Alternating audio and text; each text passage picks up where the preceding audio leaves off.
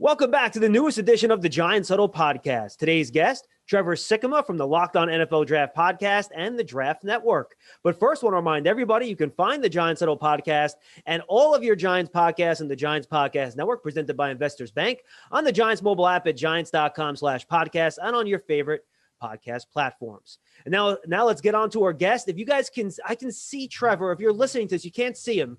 He's still floating on the euphoric cloud of joy lifted up by Tom Brady of his Tampa Bay Buccaneers coming off a Super Bowl championship. Trevor, how are you, man? I am doing great, John. I appreciate you having me on the show. And yeah, it's, people still ask like, oh, what's it been like? The Tampa Bay Buccaneers, your hometown team, won the Super Bowl. It really doesn't even feel real. Tampa's been so bad for so long that it's just like within one calendar year, Brady, Gronkowski, Antonio Brown, Leonard Fournette, the whole team came together, boom, they won a Super Bowl. It's not supposed to be that easy. It's not supposed to work out like that, but it did. It was a wild ride, and it was a lot of fun to watch. Look, just talk to Giant fans about 07 and 11, midway through those years. No Giant fan thought they were in the Super Bowl that year either. It's just funny how those things kind of just come together sometimes. Yeah. And that's why the NFL is great, right? Because it can happen to any team, any year. Yep, no doubt about it. That's why it's so exciting. You see so much great turnover from teams and coaches, different rosters, front office people, and anything can happen. A winning window can form overnight, and that's why the offseason, what we're doing right now, that's why it's so exciting. And that's why the NFL draft is so exciting. And yes, surprisingly, we did not have Trevor on to talk about the Tampa Bay Buccaneers. I know you folks out there are shocked about that, but we didn't. He's going to talk some draft. As I mentioned, you can find them at the Draft Network. They do a lot of great stuff there. Also, the host of the Locked On NFL Draft podcast. So, Trevor, let's get into the draft here. When it comes to the Giants, everyone wants to start the offense. With these interviews, that's what I always start with. The draft is heavy on offense. So let's throw a curveball here. Let's start defense. It's not a defense-heavy draft at the top of this draft class. But if you're sitting there at 11 for the Giants, who are the guys that you realistically think are worth that value at 11th overall that play on the defensive side of the ball?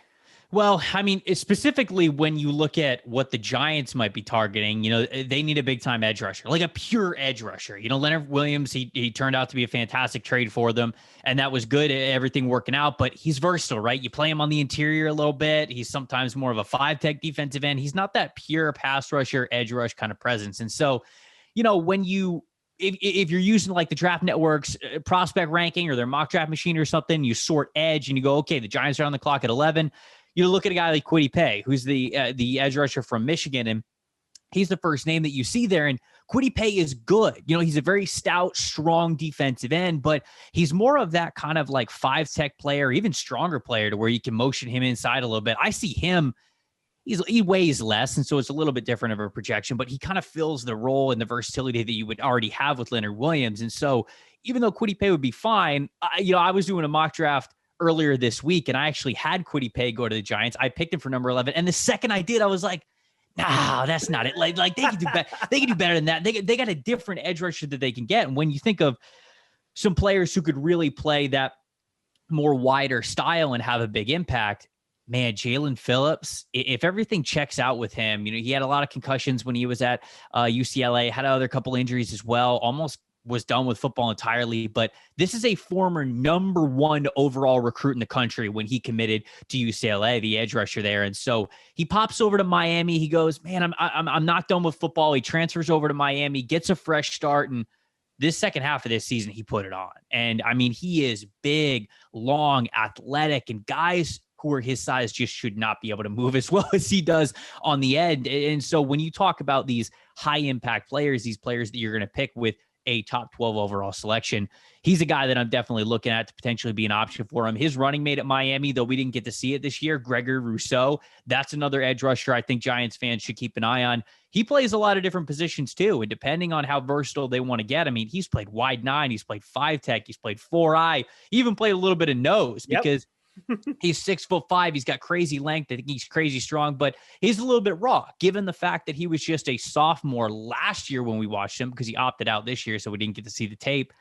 you put him in all of these different positions. People go, oh, well, he doesn't know what he's doing yet. Of course, he didn't know what he's doing yet. His first year when he showed up to college, he was working on his weight. He was making sure that he got his weight up, filled out his frame, and he did that. And then his second year, they're playing him at all these different positions. Of course, he doesn't have anything mastered yet. And by the way, he wasn't a defensive lineman in high school either, right? Wasn't he playing wide receiver or something crazy like that? Yes. So I actually did an interview with him, and I was asking him about all these different positions that he played. And yeah, he played like so many different positions in high school. So Gregory Rousseau, the story of him, the football story has been, this guy is so talented. We want to play him anywhere we can. The NFL talent level is going to go up. Obviously, it's professional football. It's the highest grade you can get.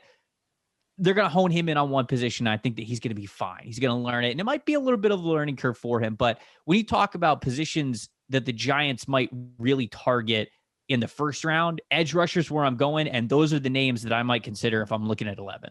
Yeah. So Trevor, I guess let's stick with the position for a second here. To me, then, this would open up a window. Let's say one of those top 4 quarterbacks happens to drop down to number 11 and maybe a team wants to trade up. To me, if the Giants trade down into that 17 to 20 area, that seems like the gold mine for this group of edges, right? Because you talked about these guys. They have a lot of talent. I'm going to throw Jason Owe into the mix, who's a physical freak, but he had like no production last year in terms of sacks, right? So all these edge rushers have top-end talent, but every one of them has like this little thing where you're like, this is what I worry about. So could that position be a better fit if the Giants do some sort of trade down? They can, definitely. Problem is that general manager Dave Gettleman, he's not very susceptible to trade downs. It's just not really what's been in his history. Not that I'm sure he hasn't been close to doing it in the past, but it's just been not part of his draft day history, or at least something that he wants to consider. He loves staying at his spots. And so I've thought about that as well. I've thought about, hey, if the Giants really want to go after edge rusher with their first pick, they don't have to sit at 11. They can move back and get some extra draft capital if they want to do that. They could also, if they want to go offensive side of the ball, which I'm sure that we're going to get to, you might be able to get some really nice pass rushers at the top of the second round if you want. Azeez Ojulari is a guy who I love from Georgia, who he's a player who, okay, he might have limitations as like a total 3-down defensive lineman, but when you really want a pass rusher in there, when you really want a guy to pin his ears back and attack the outside shoulders of offensive tackles and just go after the quarterback, few edge rushers in this class did it better than Ojulari did. You mentioned Jason Owe from Penn State there. Yeah, he's still figuring stuff out, but dude, he is an athletic marvel. And I mean that is no shock to anyone who's followed Penn State. Penn State's got some crazy athletic guys that have come through the program over the last couple of years. Miami pass rusher Quincy Roche, he's another guy who could be a stand-up guy who could give you a lot from a speed element on the outside. He was at Temple for a couple of years, then transferred over to Miami himself. And so those are a handful of names. And I think the Giants are honestly in a really good spot for edge rusher, whether they want to go in the first round or the second round. They can fill that need with a couple of different guys that somebody's going to be left for them in the second round. And I think that's going to happen. So they're in a good spot there. How do you view Micah Parsons, you personally and at the Draft Network? I watched about an hour of his tape this morning, and it's funny. I need to watch linebackers a long time and a lot of their games, and you can't just watch plays, right? You have to watch games and see how they read things, how they react. It's such a field position, that linebacker spot. The thing that I like is that he's athletic enough to do everything. He can run. He could take on blockers, inside the box, which a lot of linebackers don't do now that are like 210 pounds. Right. Actually take on an offensive lineman or a fullback, disengage, make a play. Is he a true top 10 worthy Devin White type of linebacker? I mean, when you watch his tape, it's hard not to see a guy like Devin White, right? I mean, like Micah Parsons just moves so well, so explosively. I mean, he's played edge rusher before in his past, and now he played more off-ball linebacker. That Cotton Bowl tape that we saw from 2019 against Memphis, that's one of the best prospect tapes you could watch of anyone in this entire class. Defense, offense, doesn't matter the position.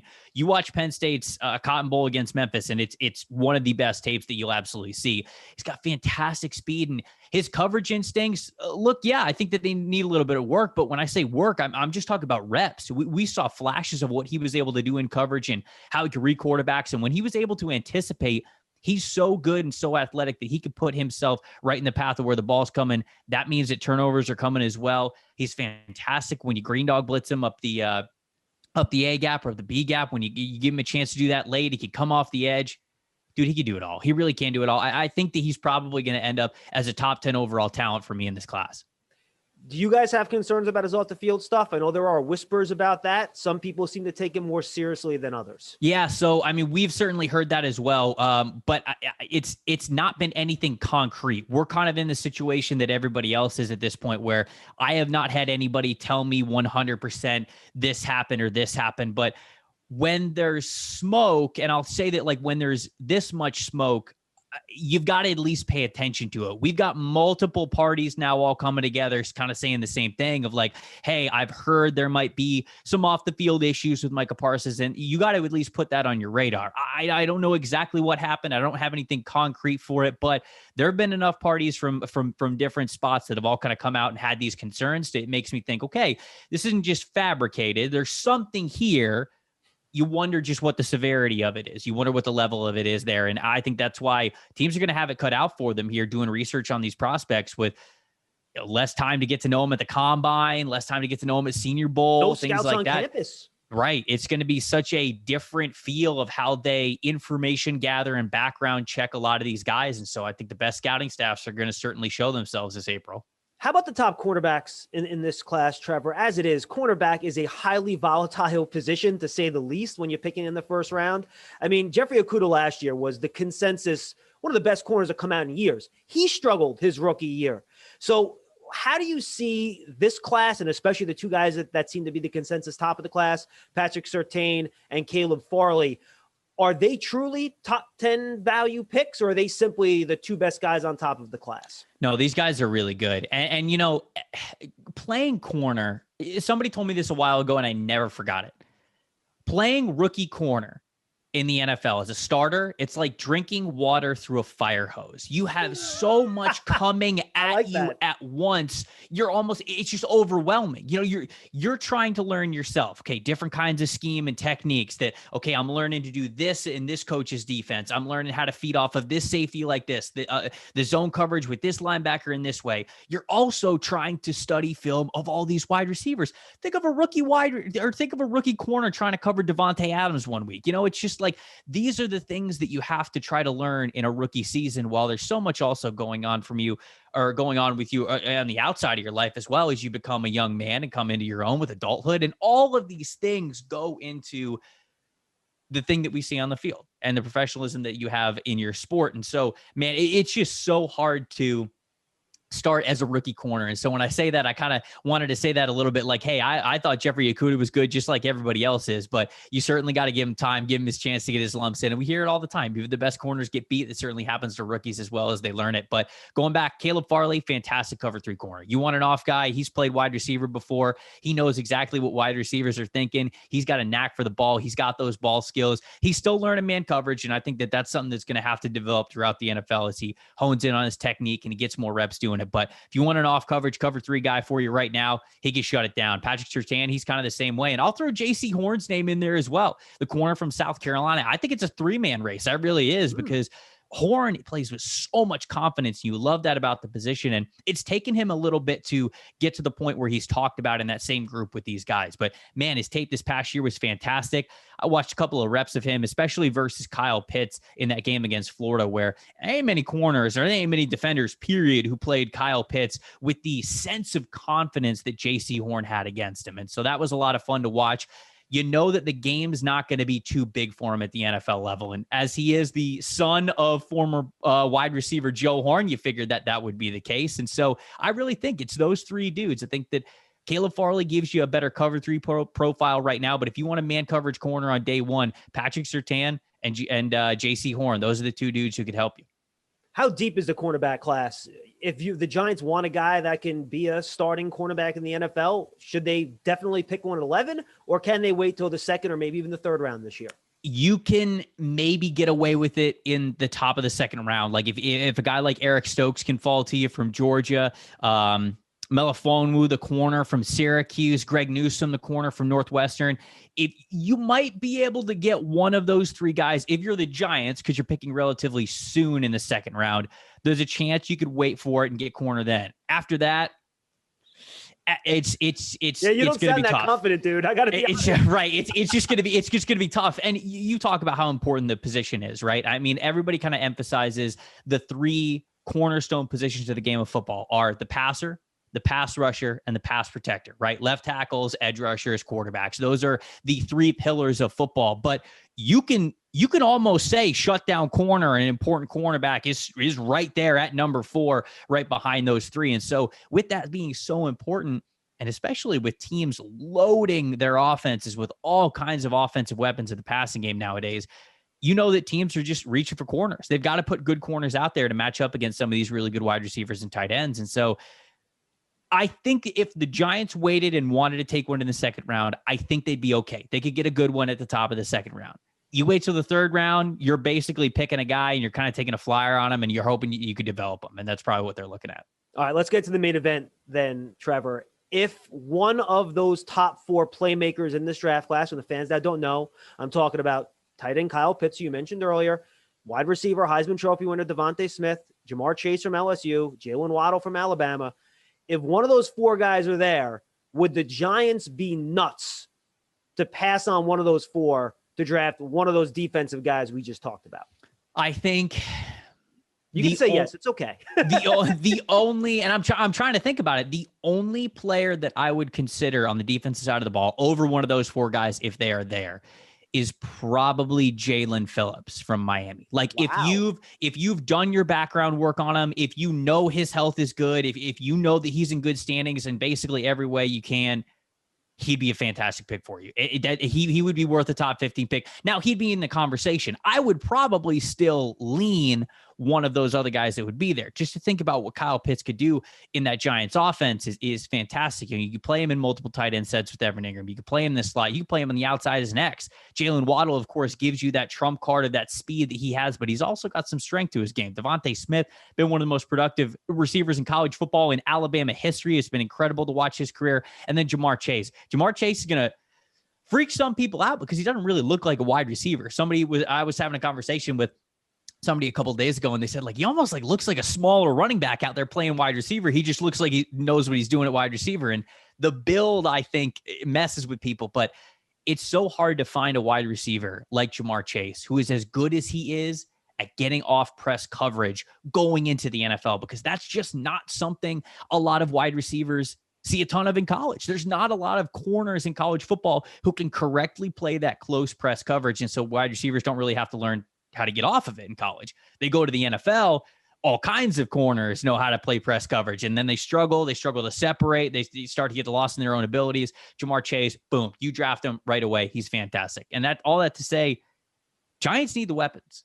Giants got to put everything they possibly can around Daniel Jones this year. You hope that Saquon's as healthy and as good as he's ever been before, but then you need that offense and those passing weapons to be as good as they could possibly be, because Jones is coming into crunch time. You know, you're talking about the 4th and 5th year of his contract. You're talking about long-term ideas with him. And so you've got to get another, I think, big-time passing weapon in front of him to help that Giants offense out.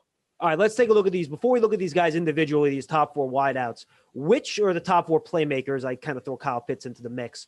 Which one of those 4, Trevor, do you think has the best chance of being there when the Giants select at 11th? I would tell you, I think Kyle Pitts has the least amount of chance to be there when they pick at 11. Even less than Jamar Chase, huh? Yes, I would tell you that Jamar Chase has the second least, and then Jalen Waddle has the third. I think that they're kind of close. And then I would tell you Devontae Smith is probably the most likely to be there at 11. Interesting. All right, so let's talk about Devontae Smith. The Giants really need, Trevor, that X-wide receiver, right? They have Darius Slayton, who can kind of be that deep threat down the field. Shepard's a really good slot guy, but they don't have that guy that can run all the routes on the route tree, win outside at all levels of the defense. Is Devontae Smith that type of guy despite his slider frame? I don't think he is. I mean, when you watch a lot of what was the brilliance, and I want to make sure that I say this correctly because I want to give him his props. He was brilliant in so many ways in college football. A lot of times you saw Devontae Smith do it against off coverage or with a step behind the line of scrimmage as a flanker wide receiver. So he's not having to deal with immediate press. His release has been fantastic. He's so smooth in what he's doing at the beginning of his route stem. And so all of that allowed him to be such a threat in college football. I don't think he gets afforded that luxury in the NFL, especially not as an X receiver. You're not going to want to put him up on the line of scrimmage. Now, I think that he knows what to do against press, but let's face it, He's about 6 feet tall, and he probably played football this year at 165 pounds. The profile for wide receivers of that size, and even if you want to throw another 10 pounds on the guy, the profile of wide receivers who have succeeded in the NFL, not just been drafted, succeeded, because we're talking about a first-round pick here, is so small. The big one is Deshaun Jackson. You're talking about multi-thousand-yard season with Deshaun Jackson, and he had the 4.2 speed. Like he was a deep threat guy. He was okay, I'm going to get by you. You're already going to give me cushion because I'm so fast. I think Devontae Smith is a good athlete. I don't think he's a Deshaun Jackson kind of an athlete. And so this is where it's hard for me. I love so much of Devontae Smith's game, but I'm so worried that when corners get stronger and when corners get faster and when they're much more willing to play press and up and close against Devontae Smith, what he's going to look like. And I just don't think it's going to be as effective because I don't think that he has that trump card that those other guys do that I talked about before. He may just turn out to be, hey, his game is so all around good, it doesn't matter. And maybe that's the case, but right now I'm not so sure that's the case. And it's funny, once Jalen Waddle got hurt, I feel like they kind of shifted Smith into the Waddle role, right? He kind of moved into the slot a lot, and he ran a lot of those routes into open zone coverages. So Waddle was the number one when the season started at Alabama. He was their featured guy. A lot of people call him a slot, Trevor, but he's not your traditional slot, right? He's not that Cole Beasley type that's going to run all these like change of direction patterns. He's an explosive, deep receiver. So if you're the Giants and you decide, all right, Jalen Waddle's my guy, he's there, we want to pick him. How does he fit in then with Slayton, with Shepard, kind of meshing their skill sets together? Yeah, well, I mean, you're talking about a name that you left out there with Golden Tate and what they've wanted to get from him as a yard after the catch guy. There's no better player, I think, in this class. Certainly, well, you could throw Rondale Moore in there if you really like Rondale Moore, Kadarius Toney as well, but the very top has got to be Jalen Waddle. You get the ball in this guy's hand on a quick pass, he could take it 90 yards to the house at any time. He's also, like you said, he's a great field stretcher. He can attack vertically. He can go get the ball deep in the air. And so, when I watched Henry Ruggs last year, I thought he was more physical than a lot of people were giving him credit for. Like, I thought that Henry Ruggs could go up and get a contested catch, and he had some strength in there. And yeah, he had the incredible speed, of course, but he also was stronger at the catch point. I think the same of Jalen Waddle. And people are going to sit here and they'll be like, well, Ruggs stunk his first year. Okay, Ruggs was certainly getting his confidence in his first year. I think that he was dealing a lot of finding his place in the offense, trying to make an impact one way or the other. And I think that there were some times when he failed at doing that. But again, you go back to it's a rookie. He's learning. You can't totally judge on that alone. But when the skill sets show up, I felt like Jalen Waddle was at the same thing. I feel like he played stronger than the narrative allowed. They said, okay, is one of the fastest guys in football. And you want to give him his props as one of the fastest guys in football because he absolutely was. But I think he gives you more strength than that. I think that he gives you that upside to get those contested catches, those deep ball passes over the shoulder, deep down the field, through the middle, up the seam, to the sideline, all that kinds of stuff. Jalen Waddle gives you the ability to really attack a defense in a lot of different ways. And I think that's why he's so good. You talked about this a little bit already. Jamar Chase is a different type of wide receiver. And I think one underrated part of playing receiver, especially in the NFL, is power. You see DeAndre Hopkins play with strength. You see Michael Thomas play with strength. Can you talk a little bit about when you look at a guy like Chase, who might not run a 4.42 and he's not 6'4", 6'5", but how he turns his unique skills into production and why, in your guys' opinion, he is that number one wide receiver on the board this year? Yeah, I mean, you talk about receivers that play to a big strength without having elite, next level athleticism with their feet. You named DeAndre Hopkins and Antonio Brown during his prime, and Quan Bolden as well, right? These are players who seem to dominate even without being elite separators because of how strong they were, whether it was off the line of scrimmage or when the ball was coming their way. And so obviously all of those guys, it became refined and smooth and nuanced at the position as things went on. A couple of them, the greatest to play the game in the moments that they were playing it. And so when you look at Jamar Chase, you say, all right, you have that similar profile where it's like, okay, he's not going to be an elite separator because of how flexible he is, or because of how fast his feet move, or because of how fast he can put his foot in the ground and change direction. But I think he just brings so much of it all together. And I think it revolves around that strength. And, I talked before about the build of his body. It doesn't often look like a wide receiver. And I think that's just because he carries a lot of power with him, a lot more power than wide receivers normally do. And going back to him getting off press, I think that's why he's an instant starter in the NFL. And I think he's an instant, really good starter in the NFL. Already knows how to get off press, has the strength to do it. It's not like it's something he's got to work with or his technique's got to be perfect. He knows exactly how to do it. He's got it in the back of his mind, and then he knows what to do after that. Record breaker when he was with Joe Burrow, and they were opening up that pass game for LSU back in 2019. And I think that you're going to see that similar kind of success. Well, similar kind of success. I don't want to say record breaking in the NFL right away, but you're going to see him win a lot early on in the NFL, even more than other receivers because of that strength that you mentioned. We'll get to Kyle Pitts in a second, but first, fans want to remind you that Giant fans should get a New York Giants checking account from Investors Bank with the Giants branded debit card, security features, and the discounts at the Giants online shop. You can earn up to $250 when you open an account at investorsbank.com/Giants, member FDIC. And the New York Giants and Quest Diagnostics want our fans to come back stronger than ever. Now you can order your own lab test through Quest Direct to get the health answers you need most. Kyle Pitts, you said you think he's the guy that's least likely to be there at 11. Yeah. He's that much of a freak show? Because you hear, tight end, top 7, top 8, people are like, whoa, what's going on here? Why is Kyle Pitts different? I'll tell you why he's different. It's because the emphasis that we're seeing around the league right now on play action.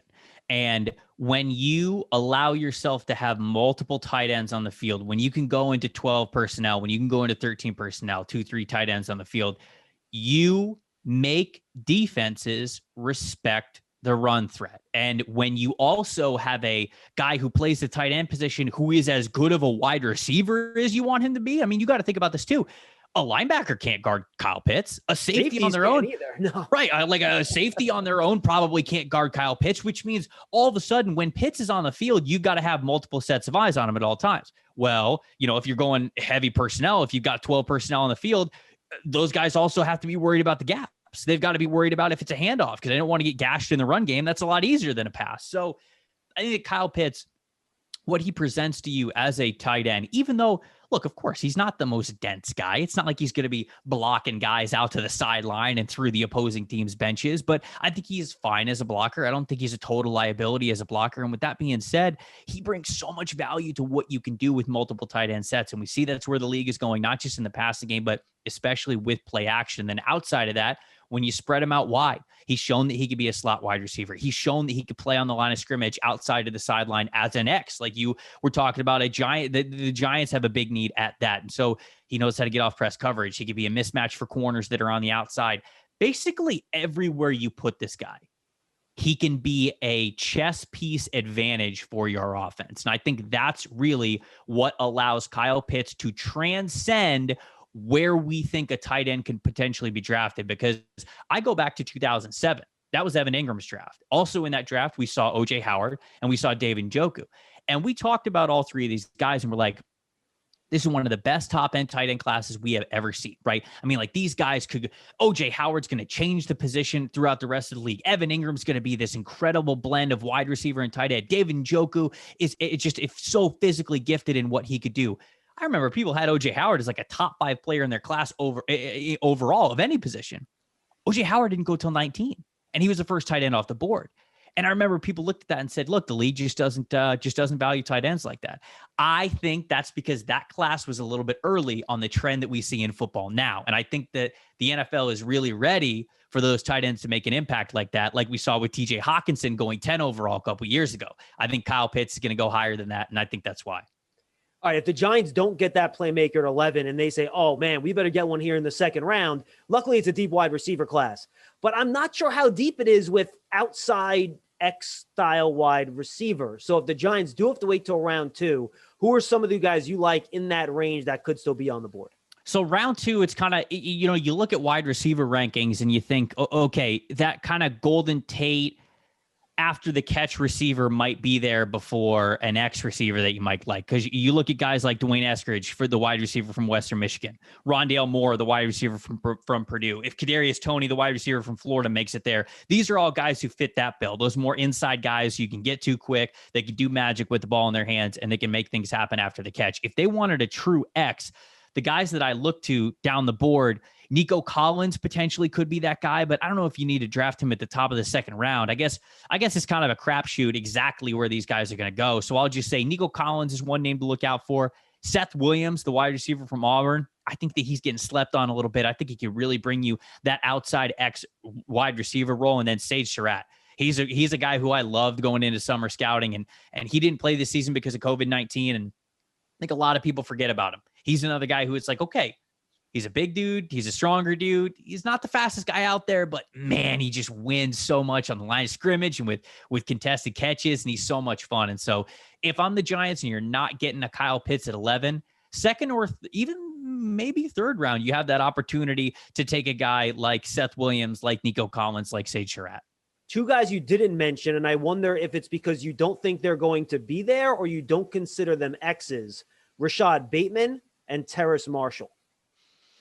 I would tell you that Terrace Marshall, because he wins so good vertically, would be better as like a flanker wide receiver. Like, keep him off the line of scrimmage. Don't let him deal with press because he's tall, right? And everybody sees the height and they go, oh, okay, X receiver. He does his best work, I think, when you're getting him down the field, when he's running nines, when he's running posts, when you can get him even in the slot and go vertical. So I think that's probably, I wouldn't like for him to be an X, especially right away. If he can learn how to get off press real well, I mean, more power to him, but I wouldn't put him in X right away. And then Rashad Bateman, I like Rashad Bateman in the slot. You know, like, he's so great with in-breaking routes. He's so nuanced in what he does. He's so smooth in that regard. I wouldn't want him to play X again, because the big thing that I struggle with here is Bateman's not really going to threaten vertically. No, he's not. You're right about that. He's the kind of guy who is like, corners can be a little bit more relaxed. They can be more aggressive because they know that, hey, even if Bateman beats them off the line, even if Bateman breaks the press, gets his arms around and starts to go vertical up the field, good corners can probably recover and get close to him because he's not a blazer down the field. And so that element also goes into what an X receiver is all about. And that's why I think that Bateman, you're getting more bang for your buck if you leave him inside, if you let him play in the slot and you let him torture some CB3s, some linebackers, some safeties coming down, because he'll definitely be able to do that. What do you guys think about the offensive line class? I think obviously Penei Sewell would be a guy that if he's there at 11 would certainly be in consideration. I don't think anyone thinks he will be. How do you see that next group? Is Rashawn Slater a guy that can play guard and tackle? Do you guys see him more as an inside guy? And then any other tackle that you think might be worth a top 10 selection? Penei Sewell is fantastic. I mean, the tape that this dude was putting out there as an 18, 19-year-old, right? You got to remember that too. That's something to remember, not just about Penei Sewell, but Trey Lance as well. I mean, they didn't really play this year. Lance had the one game, but Penei Sewell opted out. So all of the Penei Sewell tape that you watch right now is of him as an 18 and 19-year-old. And he's so good. He shows you such an incredible athletic profile for a guy who's playing left tackle. I think he's going to be a for sure top 10 pick. He's got to be with how well of an athlete he is.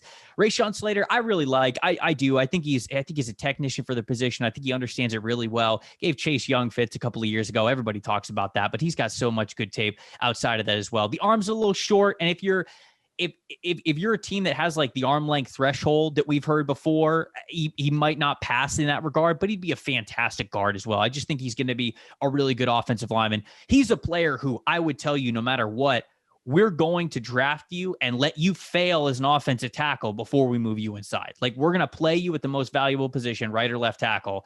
See how you do there. If you succeed, heck yeah. If not, then we'll move you inside. And we know that we probably got an all-pro guard, or at least a really good starting guard.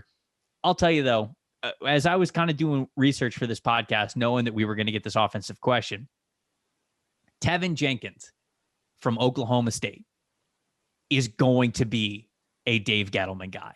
He is aggressive. He likes to punch these dudes in the mouth quick off the sets. He's very aggressive in what he does. He likes to be physical, and no matter what he's doing, whether it's run sets or pass sets, he's got a couple of plays that I was watching the other day on the timeline where he's just burying edge rushers to the ground and finishing these blocks. He's got experience at guard. He's also got experience at left and right tackle. I would definitely look for Tevin Jenkins as a target specifically for the New York Giants. Does he get to the second round? Oh, probably not. Probably not. So they would have to work some magic, maybe pop back up in the first round if they want to do that. Now, this is a pretty deep offensive tackle class, though, right? Last year, I thought we had a really good group at the top. Everything I've seen, it looks like a guy like Alex Leatherwood, for example. I know people told me last year, if he came out, he might have been a first-round pick. He might be sitting there early second round, right? And he's a guy, too, that I know some people might think eventually play inside, but you have to start him outside first to see if he succeeds. Yeah, no, there's a couple guys like that. I think that Liam Eichenberg might be in the same category, not as a guard tackle hybrid, but a guy who put out really nice tape this year, was very steady at Notre Dame. I don't think he's a super great athlete, and so it's not like he's firing off the line of scrimmage and pass sets or anything, but I think he's very smooth. I think he looked very controlled all year. I was super impressed when I was able to watch Liam Eichenberg. Jackson Carman's another guy, very powerful offensive tackle from Clemson. He just brings a lot of power to that game. And so, as you start getting into the second round, really, I've started to like this offensive tackle class a little bit more. And I think it got a bad rap early on because there's a lot of guys that you go, okay, they can be tackles or guards. And I think anytime anybody hears that, they go, oh, so they're not good enough to play tackle. And that's not necessarily the case. Sometimes it might just be physical limitations. Like if guys don't have super long arms and they know the position really well and they're steady in a lot of different areas, but they just give up the length limitations, they show up too much. I think that could go into consideration. And I really do think that when you looked at this offensive line class, there were so many O-linemen that had that inside-outside versatility that I think people were just straight up like, oh, that must mean it's just not a good class. And I would disagree. I'd push back on that. I think that there's going to be good offensive linemen, even offensive tackles to get in the beginning of the second round, which you don't often get to say. Two more general questions and a prediction. Giant fans aren't going to draft a quarterback, but they probably want as many to go as possible ahead of them. So maybe one of these guys we've talked about will get pushed down to the Giants at 11. How many quarterbacks, Trevor, do you think go in the top 10? And little bonus fun. How many trades do you think happen to acquire those quarterbacks in the top 10? Whew, this is the question, right? This is what everybody's trying to figure out with the mock drafts. I think we get at a minimum 4 quarterbacks that go before the Giants. At a minimum. That's of course 4 going in the top 10 as the Giants pick at number 11. I mean, because you look at teams, you figure that the first 2, they're locks, right? I mean, you look at Trevor Lawrence going to the Jacksonville Jaguars, Zach Wilson, we think, going to the New York Jets at number 2. That's already 2 right off the bat. Miami, they're not going to draft one, and so they're not going to sit at 3 without a trade. There's too many other teams that need one. Carolina at 8, the Niners at 12, the Patriots at 15. I mean, you look at the Washington football team at 19, the Chicago Bears at 20. All of these teams need a quarterback, and so I think that you're going to get Carolina's going to move up for 1. The Falcons could potentially take 1, although I don't think that's going to happen. I think that Arthur Smith, his new head coach, is going to want to get an offensive weapon, I believe, that's going to help out his team more. You'll get the Niners wanting to move up and maybe upgrade from Jimmy Garoppolo. And so I'll tell you, I'll say 2 trades happen in front of the Giants, and I'll say 4 quarterbacks go in front of the Giants. I like it. I think that's a really good chance of happening. Give me one thing that maybe you believe about this draft class. It can be general about the class. It can be about a specific player. Anything that you think that you're passionate about that enough people aren't talking about it when it comes to the 2021 draft class. We haven't talked about this guy yet, so I'll just talk about my love for him. People freak out about running backs in the first round. I'm sure that Giants fans certainly know all about that with them taking Saquon Barkley number 2 overall, but whoever drafts Najee Harris, I think, is going to be an incredibly happy football team. No matter what. Like I've seen him potentially going number 16 to Arizona, 18 to Miami, bunch of teams in the 20s. And a lot of people, I'll see Najee Harris go to these certain places and they go no running back in the first round. Like we don't need. I guarantee that those people who don't want Najee Harris on draft night are going to love having him as he plays out their career. I think that he's a back who can impact the game in all 3 levels, and that's what's most important. I think he's got very good vision. I think he's got fantastic feet, obviously an unreal athlete for his size. I think he's also a phenomenal dude. He's got great hands in the passing game. He's got the frame to hold up in pass protection. He could be everything you want as a running back. And so I know that it's sacrilegious right now to talk about running back value, but all I'll say is that I think the fan base that gets Najee Harris is going to learn to love him, whether it's on draft night or a couple years down the road. In the context that this is ridiculously early and I'm not holding you to it, let's have some fun. Who did the Giants select at 11th overall in the 2021 draft? Let me look. I'm looking at the I'm looking at the overall board right now, just so I don't forget anybody. Oh, I said that Devontae Smith would probably be the most likely to get there, but I don't feel like Dave Gettleman's going to take a guy of his size. So I will say that they take Jalen Waddle. I'll say Jalen Waddle. And you think that's a good fit? Oh, I think it's perfect. I think it's exactly what they're looking for. Again, you're looking at probably moving on from what Golden Tate was brought in to do for this team, because you're going to get a 22-year-old, 21, 22-year-old kid who could do it probably even better than Golden Tate was. Maybe not as nuanced right away, but the speed and what he could do after the catch, it's perfect to complement. We talked about this earlier, what the New York Giants want to do right now. They have Evan Ingram at the tight end position. They've got Sterling Shepard to run the good routes for you. They've got Slayton to stretch the field. Waddle is really that missing piece, that last element of passing that I think could really pull it all together for New York. Trevor, tell the folks where they can find all your work and podcasts and everything else you guys are doing. I'm sweating after that prediction, John. I'm sweating, man. No, I really appreciate you having me on. This was a lot of fun. You can follow my work mainly on Twitter. I guess that's the best way to keep up with me, at Tampa Bay Trey, TRE at the end. And then to see everything that the scouting staff's got going on, you go over to thedraftnetwork.com. They're running through all their final evals. They're putting everything out. They've got all these player comps and scheme fits and all these round projections, everything, man. We're taking it next level this year. So if you want to learn about any position, any player in the draft, draftnetwork.com. And are you keeping the ego of your guy Solak, your co-host on the Locked On Draft podcast? Are you keeping that in check a little bit? He's a little cocky, I'm not going to lie. Yes. No, we definitely are. We're keeping that rolling. We're going 5 days a week on Locked On NFL Draft. We're having a blast with that as well. And, speaking of, I guess, good timing here, over the entire month of March, we are going to be doing that exact thing. We are going to be taking a deep dive into all of the positions in the 2021 NFL Draft, giving you our final evals and our rankings for all of those guys. So that's coming up too. Excellent. Trevor, good stuff, man. Talk to you soon. I appreciate it, John. Anytime. Trevor Sikkema of thedraftnetwork.com and the Locked On NFL Draft podcast. We thank him for joining us. One more reminder, folks, the Giants Huddle podcast is on the Giants Podcast Network, presented by Investors Bank at giants.com/podcast, the Giants mobile app, and your favorite podcast platforms. Make sure you subscribe if you're on Apple Podcasts. Please leave a 5-star positive review. For Trevor, I'm Schmeelk. We'll see you next time, everybody. Stay safe out there.